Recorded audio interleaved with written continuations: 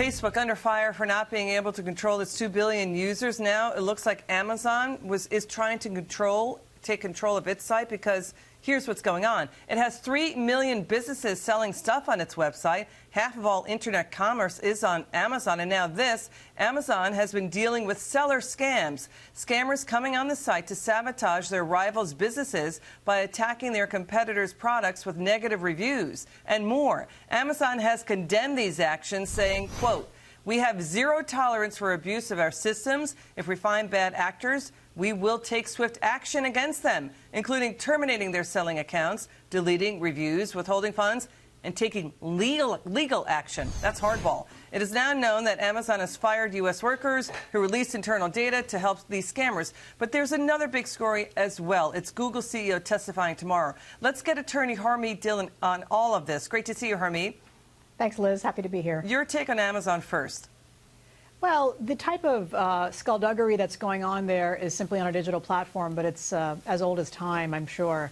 And so I think Amazon seems to be responding appropriately and trying to cut this down. And it's in Amazon's economic interest to make sure that vendors believe it is a fair and level playing field. But, you know, we have tools outside of Amazon. Prosecutors as well as civil parties can actually go and file lawsuits or indictments with regard to this type of massive fraudulent behavior, and hopefully that will take place in order for us to put an end to it. You know, tomorrow the CEO of Google, Sundar Pichai, is testifying in front of the House Judiciary Committee. Republicans are going to dig into the lengths Google goes to silence dissent. We continue, Harmeet, to see more evidence that is happening. There's anti-conservative bias, also surveillance of users and their location data. Harmeet, what will you be looking for from the hearing tomorrow? To be honest with you, Liz, I'm not looking for any movement to be made tomorrow. The way that these things happen, there's a choreographed dance. Members of Congress will read out some questions that their staffers who are more adept at technology have written up for them. And Google CEO Sundar Pichai is going to read out some focus-tested, sanitized version of facts that is not related to reality. And everybody will accept that and move on. That's what happens in these hearings. We all know it. It's silly to pretend otherwise.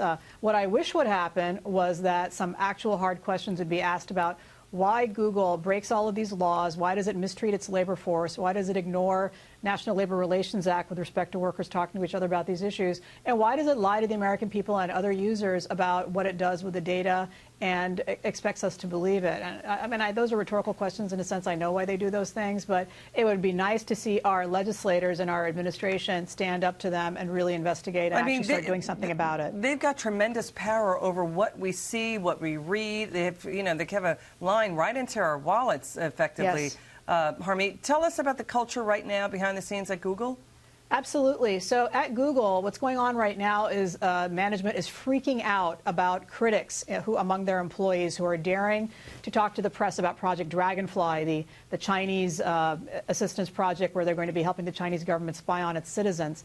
You know, there's also labor unrest at Google. Google underpays, allegedly, contract workers. It does not pay women equally to men. You know, people are complaining about that.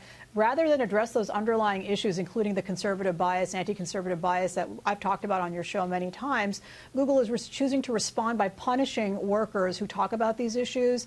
I mean, there are witch hunts. I personally represented employees who've been fired or harassed or, you know, really put in fear of their careers and their lives over this type of thing that is frankly protected by American labor law. So it's a very Orwellian and uncomfortable experience right there right now. And I would have to say even liberal friends of mine who work there have described it as being a very oppressive place from that point of view. If you're not singing the party line and, you know, doing kumbaya about it, then you are potentially in trouble and at risk of being fired there. Well, they're affecting the national debate and policy debate, Harmeet, and that's an issue. We want to have you back on, Harmeet. Great to see you. Anytime.